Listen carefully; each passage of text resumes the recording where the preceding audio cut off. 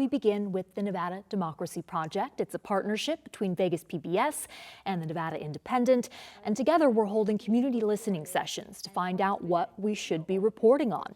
We held our second listening session at the College of Southern Nevada's West Charleston campus. I moderated along with Nevada Independent reporter Naoka Foreman, who will join me after we listen to some of what was said. I think that there should be a push on educating voters, because educated voters are stronger voters. I bring my daughter to these events. I want her to be educated. I want her to be a part of community. But the problem is that we don't invest enough, one, in our kids, and we don't invest in our general community too, right? Like, if we invested more into education, we wouldn't have to do as much voter education. I think education has really changed, and it's not for the best. Teachers used to own their classrooms and be the leader. If they wanted to teach reading that day and they did not understand it, they had the ability to teach it another day and reteach it for as long as they needed, because they were in charge of their classrooms. These kids came back from the pandemic different, socially, emotionally. It was a lot. And one of the things that I saw was it was really hard for schools to really punish kids for certain behaviors, because it was like, okay, it's a pandemic, things are going on at home, this, that, and the other thing is happening.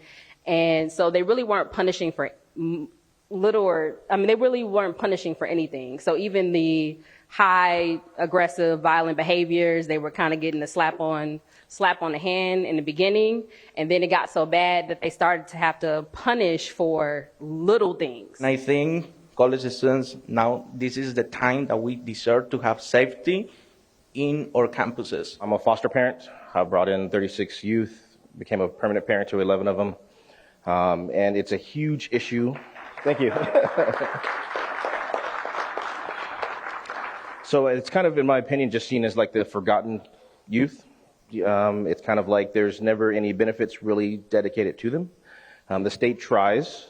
They miss the mark every time. I think just like the big ticket items are just a bit too big for me, because I'm just a bit more worried about what's going on in the local areas, like let's say floods or damages to the areas. Because of the flood that's happened in September, there's still like construction going on in my areas. These nuclear issues affect all of us. The radiation is everywhere. It's at the bottom of Lake Mead. It's in the older houses here in Las Vegas, and workers are going into these homes and getting exposed. They don't even know that they're exposed. People go out and they recreate on the dry lake beds. They park on the edge where those heavy particles bounce across and collect, and they're getting exposed potentially. I think the environment is a huge one. I think trying to start a family is very scary to me as I'm getting older, because I don't know how the world is going to be that they're walking into. Something I really agreed on was that we should introduce like civic classes into our school curriculum. As someone who's going to go into high school quite soon, I think it's really important that we're educated on topics that will help us in the real world, like politics and dealing with our own lives and money. Me as a student and other students should be more educated about life and how that it would be helpful if we could get jobs at a younger age, because it would be more helpful later on in life. Getting employers to work with K through 12 is so important, and there's programs out there that can help foster that can pay for these young people to be inside of workplaces and learn and grow. That's what they need. I think you could be younger to vote. How old do you think you should be in order to vote? At least 13. And how old are you?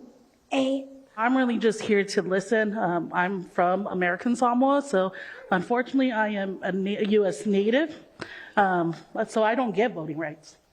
And so to sit here and listen in these community listening sessions, it's really important for me to educate people that get a voting right, to be able to, so that my kids and my nieces and nephews that are going to come down the pathway, that they know that there are people that are going to advocate for us.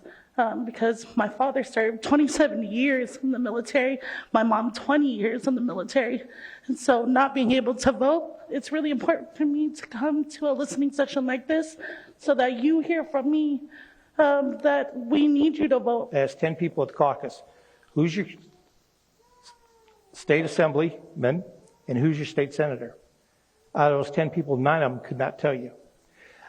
This is the first time I've seen where we have to take our election all the way down to the school board, the commissioners, that far down. At this point right now, I don't trust any of the candidates. None of them are in our best interest. Right now, what we need to focus on is what he said earlier, is the local.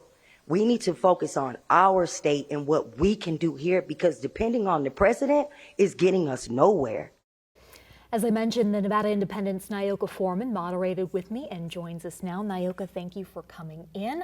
So that was our second session. Our first session was on the historic west side of Las Vegas. And from that session, from what we heard there, we went away with that and said, let's cover redlining and the modern day impacts of it and the modern forms of redlining. So my question to you is, based off what we heard in this second session, what are you looking forward to exploring and us possibly covering in depth? Yeah, during the conversation, school discipline and the school to prison pipeline came up quite a bit, and I didn't really hear anything new, but what stood out to me in our newsroom was that school police could potentially build up a rap sheet on students without letting parents know. So we'll be taking a dive into that. And also Eric Nukaborin, who came to the community listening session, and he's an intern at the ND, he'll be looking into school discipline reports before, after, and during the pandemic to see what those numbers look like. And that would be in direct response to that woman, a former teacher, who spoke about what she's seen in terms of discipline during those different time periods. Yes. So other issues affecting the youth that we heard from the youth themselves. They would like civics classes. They would like financial literacy classes. One little boy even said, I want to learn about taxes. Yeah. Another issue that emerged from that session was the importance of voting local, not just for who's going to become the next president, but for county commission, city council, even local judges. And it was brought up how difficult it can be to find out information about local judges. But in that area, the Nevada Independent has a solution. And what is that? Correct. Judges decide our fate, the fate of our family members. So judicial races are extremely important, and they're not covered much in the news, and the ND is trying to change that with what is called the Judicial Project in partnership with UNLV. And what happens is we send judicial candidates detailed questionnaires, and and then a panel of lawyers and law students help evaluate the candidates and the race. We then share those profiles, which can be found on our website, along with an analysis of the race, which is written by legal experts. Which is so important, as you mentioned, in terms of families and issues of custody and foster care. What a tremendous resource that the Nevada Independent is providing. We will also be covering the ranked choice voting issue, which did get brought up at this session. There was a neat exchange between a proponent of it and then a woman who came and said, well, I think it could have a negative impact on presidential elections. And right then and there, the proponent was able to correct her and say, no, this does not include presidential elections. This is at the state and then some federal office levels. It was neat to just be able to kind of get that misconception taken care of there, but it is a really complicated topic. So I know we will both be looking into that more ahead of November when it appears back on the ballot in Nevada. And lastly, Naoka, the right to vote itself. We heard from that woman who said she's from America's Samoa. What do you know about why she cannot vote? From what I understand is that American Samoans and other people who are natives to U.S. territories can only participate in primaries and send delegates to the nominating conventions for each party, but they don't vote in the general election. They also have non-voting members in the House of Representatives who can only vote on amendments. Wow. And their state, if someone from America chooses to move to the U.S. territories, their state can send them an absentee ballot and allow them to vote, but the unequal voting rights in these territories stems from a 1900s idea that says that these alien races wouldn't understand Anglo-Saxon principles, and they're still affected by this idea today. Whew. All right. Thank you, Naoka Foreman of the Nevada Independent, for coming on. Look forward to having you back on. And a couple of important dates for you to know about this election year. Tuesday, June 11th is Nevada's primary election day. And then Tuesday, November 5th is the general election. There are early voting options for both. And in the meantime, we encourage you to make sure you are registered to vote.